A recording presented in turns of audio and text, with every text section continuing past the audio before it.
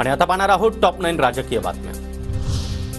4 जूनला मतमोजणी आणि हुकुमशाहीचा अंधकार दूर होईल। मोदींनी ध्यान केलं तरी जनतेला मनातील उद्रेक शांत करू शकलेले नाहीत। सामनाच्या अग्रलेखातून मोदींसह भाजपवर जोरदार हल्लाबोल। आमच्या नादाला लागू नका, आमच्या भूमिका आम्ही ठरवतो। आमदार रवी राणांनी केलेल्या दाव्यावरून संजय राऊतांचा पलटवार।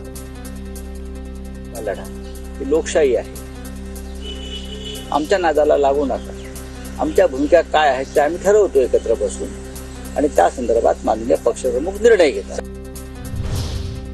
रवी राणांना काय स्थान आहे? रवी राणा लोचटपणे भाजपच्या मागे पळता। राणांनी ठाकरेंवर केलेल्या दाव्यावर वडेट्टीवार यांची टीका। कुठलं स्थान आहे त्या रवी राणाचं? लोचटपणे भाजपच्या मागे धावणारा माणूस, न बोलवताही पडणारा माणूस, जबरदस्ती न चिपकणारा माणूस, अनेक ठिकाणी अनेक वेळा स्वतःचा निर्णय बदलणारा माणूस, त्या माणसाला किती महत्त्व द्यायचं? सत्ता परिवर्तनासाठी अवघे काही तास शिल्लक। महाराष्ट्राचा निकाल स्पष्ट।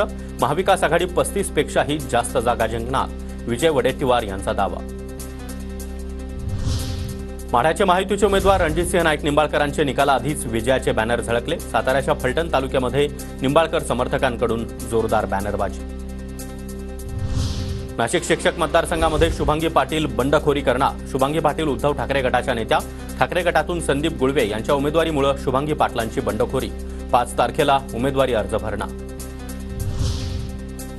लोकसभा निकालापूर्वीच विकास ठाकरे चहाच्या कट्ट्यावर रमले। मला कोणतीही धाकधूक नाही, माझा एक्झिट पोलवर नाही तर जनतेच्या मतांवर विश्वास। विकास ठाकरे यांचं वक्तव्य। कल्याण लोकसभेचे माहितीचे उमेदवार श्रीकांत शिंदे यांचं बॅनर सोशल मीडियावर व्हायरल। खबर पक्की, हॅट्रिक नक्की, श्रीकांत शिंदे यांच्या बॅनरवर उल्लेख।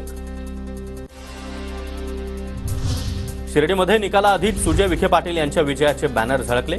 फिक्स खासदार असा उल्लेख करत समर्थकांकडून बॅनरबाजी। निकालापूर्वीच समर्थकांची मोठ्या प्रमाणात बॅनरबाजी।